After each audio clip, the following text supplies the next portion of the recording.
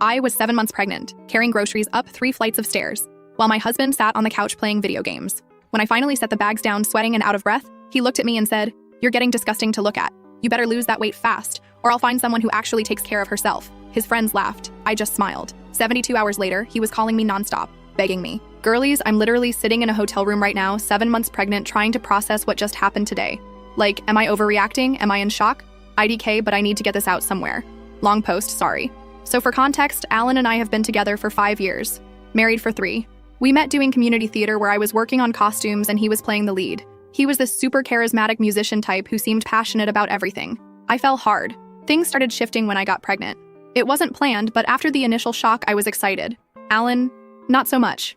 He said all the right things, but actions speak louder than words. And his actions were spending more time gaming with his buddies and less time helping around the house. I told myself he was just processing the big change in his own way. Men, a mirate? Plus, this pregnancy has been rough. Throwing up nonstop for 3 months, then anemia, and now my back feels like someone's twisting it in half most days. Which brings me to today. I had just finished work and stopped by Trader Joe's on the way home. We live in a 3rd floor walk-up, no elevator, and my car was full of groceries. When I got home, Alan was sprawled on our couch playing Call of Duty with his headset on, surrounded by empty Monster cans. I asked if he could help bring up the groceries. He just waved me off and said he was in the middle of something important. So there I was, 7 months pregnant, waddling up and down 3 flights of stairs with heavy grocery bags. By the 6th trip, I was drenched in sweat. My back was screaming, and I could feel my ankles swelling inside my shoes. When I finally set the last bags down, I collapsed onto the kitchen chair, trying to catch my breath. That's when Alan looks over from the couch and says, "I'm not even exaggerating this. Jesus, you're getting disgusting to look at. You better lose that weight fast after the baby, or I'll find someone who actually takes care of herself." I literally couldn't process what I just heard. Then I heard laughter coming through his headset. His gaming friends heard him. He wanted them to hear him. Instead of crying or screaming like he probably expected, I walked over, smiled, kissed his forehead, and told him I needed a shower. The confused look on his face would have been funny if I wasn't dying inside. In the shower, with the water drowning out any sound, I finally let myself cry. But they weren't just sad tears. They were angry tears, clarity tears. I suddenly saw every red flag I'd been ignoring for 5 years in perfect focus. This wasn't new behavior. It was just the most blatant example yet. This was who he really was. And I was about to bring a child into this. A child who would learn that this is what relationships look like. A child who would either learn to treat others this way or accept being treated this way. No. Just no. I got out of the shower, put on my comfiest maternity dress, and told Alan I needed some air and time to think. He barely looked up from his game. I grabbed my hospital go bag, already packed because I'm a planner, my laptop, my important documents, and walked out. I'm now at a hotel about 20 minutes away. I've called my sister Anne, who lives about an hour from here, and she's coming tomorrow to help me figure things out. Alan has called twice and texted once asking where the leftovers are in the fridge. Not where I am, where the leftovers are. I need to leave him. I need to protect myself and my baby. But I'm terrified. I'm 7 months pregnant. Our lease is in both our names. Our finances are somewhat entangled, though I've always kept my own separate account where my paychecks go, thank God. I was counting on having a partner for childcare and expenses. But I keep coming back to that moment in the kitchen. The casual cruelty. The way he said it like he was commenting on the weather. The fact that he wanted his friends to hear it. I should have left years ago. I deserve better. My baby deserves better. I don't know exactly what my next steps are, but I know I'm not going back to that apartment tonight. Maybe not ever. Edit. A lot of people are asking if this was the first time he said something like this. No, it wasn't. There have been jokes about my changing body throughout the pregnancy, comments about how I used to be so hot, and questions about my plan to get back in shape. But they were always couched as concern, or wrapped in enough humor that I could tell myself he didn't mean it that way. Today was just mask off. Edit 2. To those suggesting I should have communicated better or tried to work things out, we've had many conversations about division of labor, especially since I got pregnant. His promises to do better last about 48 hours. I've suggested couples therapy 3 times. He's always too busy. Today wasn't a one-off bad day. It was just the day I finally saw clearly. Update. Same night. It's 2 a.m. and I can't sleep.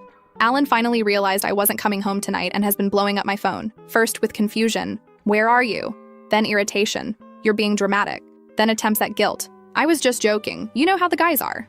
The latest text was a threat about how I better not be spending our money on a hotel. Our money. The same money that's 90% from my paycheck while he invests in his music career and gaming setup. I've decided I'm meeting with a lawyer before I go back to that apartment. I've muted his notifications and am trying to rest for my baby's sake. My sister will be here in the morning. The baby is kicking like crazy right now. I put my hand on my belly and whispered, "I've got you. We're going to be okay." And for the first time today, I actually believe it. First update. It's been about 4 weeks since my last post, and I need to update because things have gotten so intense. Thank you to everyone who commented with support. Your messages kept me going when I wanted to give up. So after that night, when Alan called me disgusting for gaining pregnancy weight, my sister Anne came and we talked through my options. We decided I needed to go back to the apartment temporarily while I got my affairs in order. Many of you warned me not to let Alan know I was planning to leave until I was ready, and OMG, you were so right. When I returned home, Alan acted like nothing had happened. When I brought up his comment, he rolled his eyes and said I was being too sensitive and it was just a joke. Then he tried to turn it around on me saying, "I've been so moody lately," and he's walking on eggshells. He actually said, "Do you know how hard this pregnancy has been for me?" For him. I nearly lost it, but I remembered my plan. So I took a deep breath, apologized for overreacting, and said I was just tired and hormonal. The relief on his face was immediate. He thought he had won, that I was back in line, and everything could go back to normal. Little did he know, I was already consulting with a divorce attorney. The past month has been one of the most challenging of my life. I've been living a double life, outwardly playing the role of apologetic pregnant wife while systematically preparing to leave. Here's what I've done so far. I've been keeping a detailed journal of Alan's behavior, including dates, times, and exactly what he says. I've also quietly recorded some of our conversations on my phone where he's been particularly nasty. My lawyer says this could help with the divorce. I've always kept my paycheck going to my personal account, thank God. But I've now moved my direct deposit entirely to a new account at a different bank. I've been slowly moving money from our joint account to my private account in small amounts that wouldn't raise suspicion, basically reclaiming what I've contributed over the years. While going through our financial records, I discovered something that made me sick to my stomach. Alan has a credit card in my name that I didn't know existed. He's racked up over $5,000 in debt for his gaming PC and other stuff. I've reported the fraud to the credit card company and provided evidence it wasn't me. I've gathered all important documents, birth certificate, marriage license, bank statements, tax returns. Everything is now in a secure location outside our apartment. My sister helped me find a small 2-bedroom apartment that's ground floor, no stairs, has laundry in unit, and is in a secure building. I signed the lease last week. It's not fancy, but it's clean, safe, and mine. I've been quietly packing essential items. I've been slowly gathering my truly important possessions and moving them to my sister's place when Alan is out. Nothing obvious enough for him to notice, but the things that matter most to me. I also got a burner phone that Alan doesn't know about. My regular phone stays with me and acts normal, but I have a backup he can't track. Living this double life has been exhausting, especially while 8 months pregnant. My ankles are swollen constantly. My back aches all the time, and the baby feels like she's practicing parkour on my bladder and ribs simultaneously. But each step I take toward freedom gives me strength. The hardest part has been pretending everything is normal. Cooking his meals, laughing at his jokes, listening to him complain about his bandmates, watching him play video games for hours while I handle everything else. Even sleeping next to him makes my skin crawl now that I've stopped gaslighting myself about who he really is. He's gotten worse, too. Now that he thinks I've accepted his behavior, the mask has slipped further. Last week, he invited his gaming friends over for a guys' night without telling me until they were at the door. I had just gotten home from work and was lying down because my back was spasming. He actually came into the bedroom and told me I should make myself useful and order them some pizzas. When I said I was in pain, he sighed dramatically and said, "Being pregnant isn't a disability. Women have been doing it forever." And his mom worked until the day before she had him. A lie, Betuzao. I checked with his mom on a casual phone call, and she had complications requiring bed rest for the last month. The guys were right there in the living room, hearing everything. I caught one of them looking uncomfortable, but nobody said anything. I ended up ordering the pizzas from bed and paying for them with my own money. When they arrived, Alan yelled for me to get the door because they were in the middle of a match. I had to haul myself up, walk past all of them in my pajamas, pay the delivery person, and set out plates and napkins while they ignored me. After they left around 2 a.m., leaving empty beer cans and pizza boxes everywhere, Alan came to bed and tried to initiate sex. When I said I was exhausted, he said, "Come on, it's not like you need to do anything. Just lie there like you usually do." I went to the bathroom and silently cried, reminding myself I only had to endure this for a little while longer. My plan is to move out next weekend when Alan goes to his parents' place for his dad's birthday. He'll be gone overnight, which gives me a full 24 hours to execute everything with help from my sister, 2 close friends, and, surprisingly, Alan's younger brother Rory, who witnessed one of Alan's outbursts last month and secretly contacted me afterward to offer help. My lawyer has prepared all the divorce papers. I'll freeze our joint account, take what's rightfully mine, leave the papers with a detailed note explaining exactly why I'm leaving, and be gone before he returns. I'm not going to lie. I'm terrified. I wake up in the middle of the night with my heart racing, wondering if I can really do this. But then I feel my daughter kick, and I know I have to. I refuse to raise her in a home where her mother is disrespected daily. I refuse to let her think this is what love looks like. In a strange way, I'm grateful for that horrible moment with the groceries. Without that mask completely dropping, I might have continued making excuses for his behavior for years. Sometimes I wonder what would have happened if I'd met the real Alan from the beginning instead of the charming theater guy who swept me off my feet. The red flags were always there. I just didn't want to see them because I was too busy being in love. My doctor says my blood pressure is too high, likely from stress, so I need to take it easy this final month. The irony isn't lost on me that planning to leave Alan is stressful in the short term, but absolutely necessary for my long-term health and well-being. To those who suggested therapy in my last post, I've started seeing someone virtually who specializes in relationship trauma and pregnancy. It's been incredibly helpful to have validation that I'm not overreacting or hormonal. This is real emotional abuse, and I deserve better. I'll update again after everything goes down next weekend. Wish me luck because I'm going to need it, bestie. Edit. Just got a notification that this post is blowing up while I'm at my doctor appointment. We'll try to answer questions when I get home. Thank you again for all the support. Update. Same day. Just had to add, Alan just texted asking what's for dinner tonight. I'm literally at my doctor's appointment for our baby, which he chose not to attend because he had a really important band practice. Translation: jamming in his friend's garage for hours while drinking beer. Yet somehow I'm still expected to provide dinner. I've been picking my battles to avoid suspicion, so I'll probably grab takeout on the way home. 4 more days until he leaves for his parents. 4 more days of pretending. I can do this.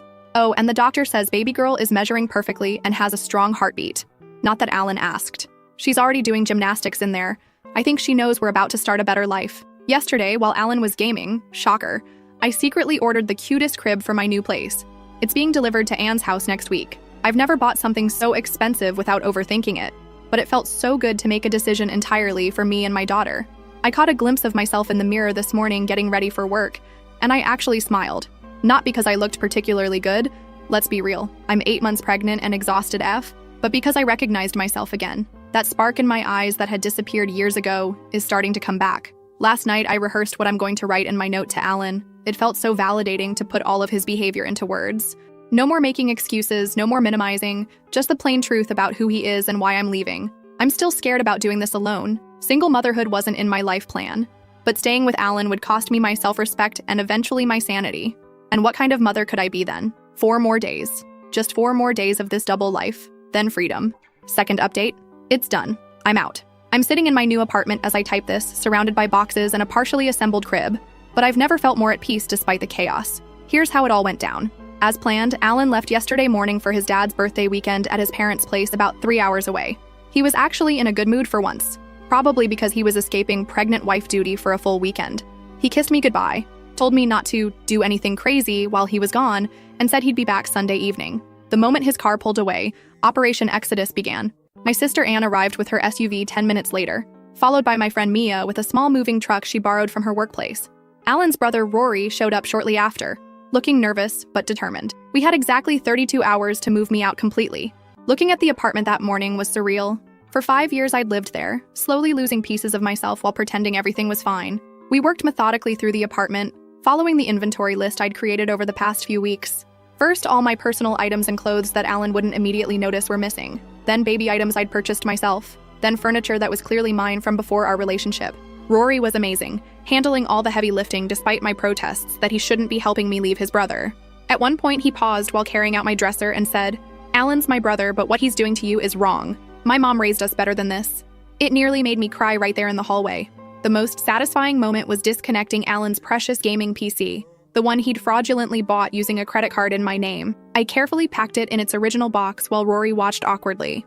I could tell he was torn between family loyalty and doing what's right. I told him he didn't have to help with this part, but he just shook his head and carried the box to the truck, muttering something about Alan finally facing consequences. By 7 p.m., most of my belongings were out. We ordered pizza. Seems to be a theme in my life lately. But this time, it was a celebration meal with people who actually cared about me. We sat on the floor of my new apartment eating directly from the box, laughing with exhaustion and relief. This morning, we went back for the final phase. I deep cleaned the apartment, not for Alan, but because I didn't want to give him anything else to complain about. Packed my last few items and prepared what I was leaving behind. On the kitchen counter, I left divorce papers, filed but not yet served, a folder with evidence of his financial fraud, documentation showing the gaming PC was purchased with a fraudulent card in my name, a USB drive with recordings of his verbal abuse, and a note that simply said, "Find someone better from your couch, I already have." I didn't take everything. I left most of the furniture we'd bought together, though I did take photos of everything in case he tries to claim I took things I didn't. I'm not interested in pettiness.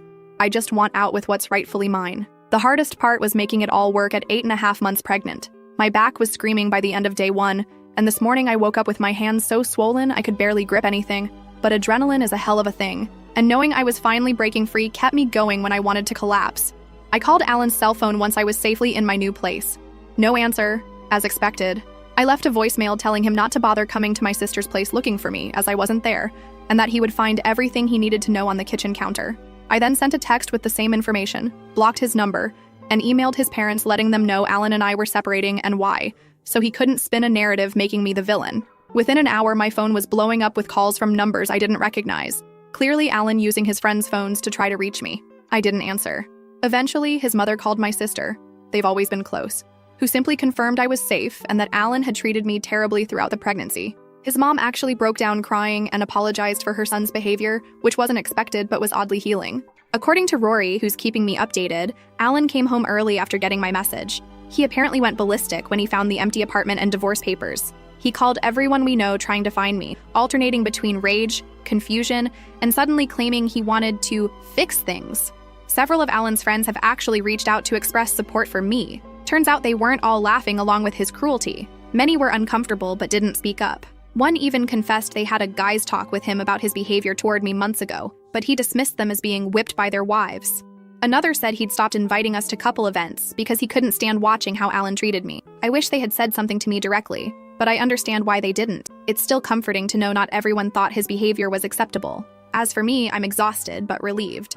My new apartment is small but bright, with a park nearby and a small balcony where I've already set up a chair for morning coffee. My hospital is only a 10-minute drive away. I've changed my email addresses, created new social media accounts, and set up mail forwarding. I've told my workplace about my situation, and they've been incredibly supportive. The baby is due in just over 3 weeks, though my doctor suspects she might come a bit early based on my last appointment. I'm both terrified and excited to meet her. I never imagined I'd be doing this alone, but I'd rather be a single mom than raise her in a toxic household. I know the hard part isn't over. The divorce will likely get ugly. Alan isn't the type to accept defeat gracefully, and I'm prepared for him to fight me on everything out of spite. But my lawyer is confident, especially with the documentation I've gathered. For those wondering about Alan's parental rights, yes, he will legally have them unless he chooses to terminate them, which I doubt. My lawyer is helping me prepare for co-parenting with appropriate boundaries. I'm realistic that he'll probably be an inconsistent father at best, but I'm prepared to provide stability on my end. I'm also continuing therapy to process everything. I refuse to carry this trauma into my daughter's life or any future relationships. To everyone who supported me through my previous posts, thank you. Your encouragement and advice helped me find the courage to leave when I was wavering. I'm still scared about the future, but for the first time in years, I'm also hopeful. Edit, same day. Alan just sent an email since I've blocked his number saying he's coming to Anne's place tonight to talk and that I'm making a huge mistake. I've already alerted Anne, who has informed him I'm not there, and that if he shows up, she'll call the police for trespassing. I've also documented this in case I need to file for a protective order. Update, next morning. Alan showed up at Anne's place at 11 p.m. despite being told I wasn't there.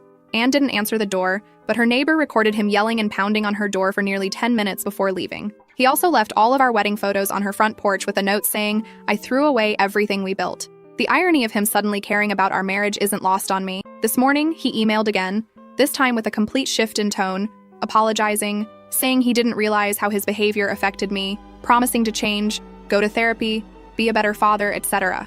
The old me might have wavered. The new me sees this for what it is, a manipulation tactic because he's lost control. His apology was all about him, how he feels, what he wants, how hard this is for him. Not once did he acknowledge the specific ways he hurt me or how his behavior might affect our child. I didn't respond. My lawyer advised against any direct communication that isn't through her at this point. I'm spending today setting up the nursery with Anne and trying to rest as much as possible. Baby girl is extra active today, as if she knows we're finally somewhere safe. TikTok keeps serving me those signs he's actually in love with you videos, and I just have to laugh. I spent 5 years confusing control for care and convenience for love. Never again, bestie. Never again. Last update. It's been about 10 months since my first post, and so much has changed that I wanted to give everyone a final update. First and most importantly, my daughter Lily is now 6 months old, healthy, happy, and absolutely the light of my life. She has my eyes, Alan's nose, unfortunately, and a personality that's entirely her own. She started sitting up unassisted last week and is currently obsessed with a stuffed sloth my sister got her. Her favorite thing is when I sing to her while dancing around the kitchen, which I do often because her giggle is the best sound in the universe. The birth was intense. I went into labor 3 weeks early, just 5 days after moving into my new apartment. My sister Anne was my birthing partner, and honestly, she was amazing. After 19 hours of labor, including 3 hours of pushing, Lily arrived at 6:22 a.m. screaming her little head off. The moment they placed her on my chest, I knew every difficult decision I'd made was absolutely worth it. I didn't inform Alan I was in labor. My lawyer advised that I wasn't obligated to, and after his erratic behavior following my departure, I was concerned about adding stress to an already stressful situation. I notified him of Lily's birth the day after, via email, with a formal photo of her, not one with me in it, and basic information about her health and birth statistics. His response was a mess of anger about not being called, followed by demands to see his daughter immediately, followed by accusations that I was using her as a pawn. My lawyer handled all communication, explaining that given his recent behavior, we would be establishing a formal visitation schedule through the courts. Now here's something I haven't shared before, possibly my pettiest but most satisfying moment in this whole saga. Remember how during my pregnancy, Alan told me I was getting disgusting to look at and needed to lose that weight fast after the baby? Well, when Lily was about 3 months old and I was starting to feel like myself again, I did something kind of epic. During the divorce proceedings, we discovered Alan had been hiding money in a separate account. My lawyer fought hard, and I was awarded a significant portion of those funds since they were technically marital assets. Instead of just putting it all into savings like a responsible adult, I decided Lily and I deserved a break. I booked us a 5-day trip to a beachfront resort in Florida. My sister came along to help with Lily, and for the first time in forever, I actually relaxed. On our 3rd day there, I was sitting by the pool while Lily napped in her stroller under an umbrella. I was wearing my first bikini since before pregnancy. My body looked different. Stretch marks, a C-section scar, softer in places, but I felt proud of what it had accomplished. I asked Anne to take a photo of me in my swimsuit, looking out at the ocean. I looked happy, confident, and yes, already a bit slimmer than I had been while pregnant. Duh. I sent that photo directly to Alan with just one caption. Already slimming down, don't worry. Then I blocked him again before he could respond. Satisfying? You have no idea. That moment of reclaiming my body, my confidence, and yes, some of his hidden money, felt like the final piece of breaking free from his control. I never heard what his reaction was, but according to Rory, Alan was livid when he received it. The divorce proceedings continued to be exactly as difficult as I expected. Alan contested everything possible, initially demanding full custody, despite having shown zero interest in baby preparations during my pregnancy, then our entire apartment's contents, despite leaving the furniture when I moved out, and even my car, which I owned before we met. His tune changed dramatically when my lawyer presented evidence of his financial fraud and verbal abuse. Suddenly, he was willing to negotiate. We finally settled 3 months ago. I have primary physical custody of Lily. Alan has supervised visitation for 4 hours every other weekend. Child support was set based on his actual income, which we discovered was higher than he claimed. He kept his belongings, I kept mine, and we split the minimal joint assets. He's responsible for the fraudulent credit card debt. Is it a perfect outcome? No, but it's one I can live with, and it provides stability for Lily. Alan has seen Lily exactly twice since she was born. The first visit, when she was 8 weeks old, he showed up 40 minutes late and spent most of the time complaining about the supervised visitation requirement and taking photos to post on Instagram with captions about being a devoted dad.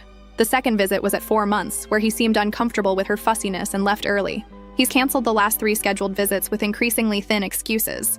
Part of me is hurt for Lily's sake, but mostly I'm relieved. Each interaction with him is emotionally draining, and his inconsistency would only confuse her as she gets older. I've documented every canceled visit on my lawyer's advice. As for me, physically, my body has healed from birth, though it's different than before. I have stretch marks, a C-section scar, and I'm about 15 pounds heavier than my pre-pregnancy weight. And you know what? I'm completely at peace with that. Financially, I'm stable. Not rich by any means, but the child support helps, and I've become much better at budgeting now that I'm not subsidizing Alan's music career. I've even started a small savings account for Lily's future.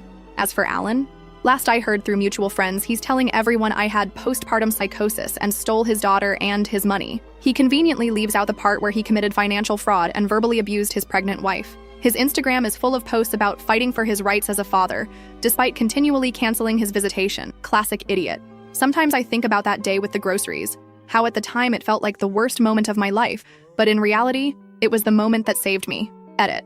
So many people have asked for a tax, baby pic, but for privacy reasons, I can't share Lily's photo. Just imagine the cutest baby ever with chubby cheeks and a smile that could end wars. That's my girl.